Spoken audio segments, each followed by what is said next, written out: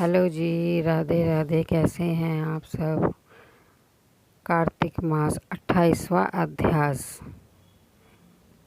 धर्मदत्त ने पूछा, मैंने सुना है कि जय और विजय भी भगवान विष्णु के द्वारपाल हैं।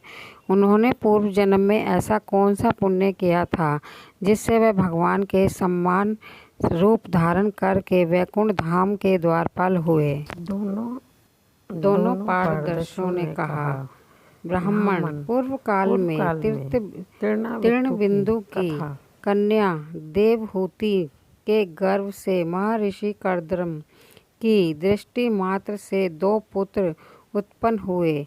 उनमें से बड़े का नाम जय और छोटे का नाम विजय हुआ।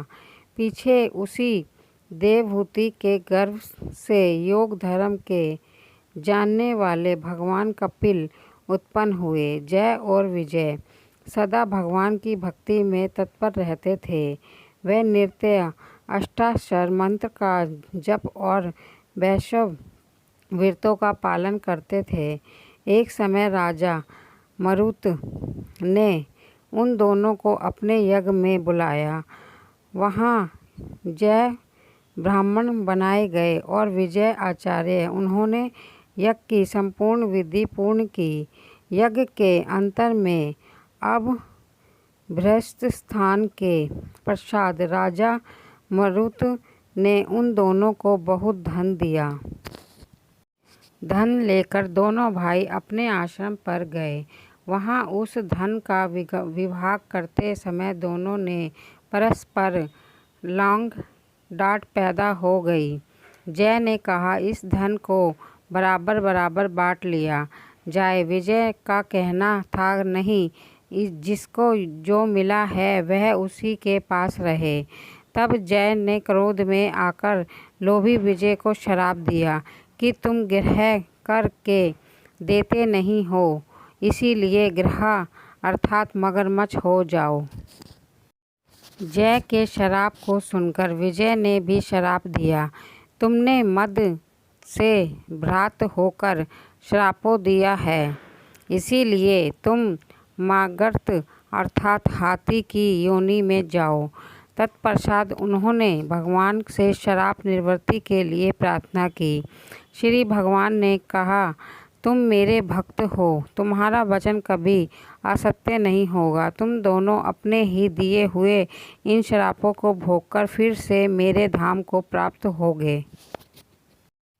ऐसा कहकर भगवान विष्णु अंतर्ध्यान हो गए। तदनंतर वे दोनों गंड नदी के तट पर ग्रह और गज हो गए। उस योनि में भी उन्होंने पूर्व जन्म का स्मरण बना रहा और वह भगवान विष्णु के व्रत में तत्पर रहे। किसी समय वह गज राज कार्तिक मास में स्नान के लिए गंड नदी गया तो उस समय ग्रह ने श्राप के हेतु को स्मरण करते हुए उस गज को पकड़ लिया। गिरहा से पकड़े जाने पर गजराज ने भगवान राम रमानाथ का स्मरण किया। तभी भगवान विष्णु शंख चक्र और गदा धारण किए वहां प्रकट हो गए। उन्होंने चक्र चलाकर गिरहा और गजराज का उद्धार किया और उन्हें अपने ही जैसा रूप देकर वैकुंठ धाम को ले गए। तब से वह स्थान हरिशेष के नाम से प्रसिद्ध है। वह ही दोनों विश्व विख्यात जय और विजय हैं जो भगवान विष्णु के द्वारपाल हुए हैं। धर्मदत्त, तुम भी ईर्ष्या और द्वेष का त्याग करके सदैव भगवान विष्णु के व्रत में स्थिर रहो, समदर्शी बनो। कार्तिक माह और वैशाख के महीनों में सदैव प्रातः काल स्नान करो। एकादशी व्रत के पालन में स्थिर रहो। तुलसी के बगीचे की रक्षा करते रहो। ऐसा करने से तुम भी शरीर का अंत होने पर भगवान विष्णु के परम पद को प्राप्त होगे। भगवान विष्णु को संतुष्ट करने वाले तुम्हारे इस व्रत को बढ़कर न यज्ञ है, न दान है और न तीर्थ ही है। विप्र, तुम धन्य हो जिसके व्रत के आधे भाग का फल पाकर यह स्त्री हमारे द्वारा वैकुंठ धाम में ले जाई जा रही है।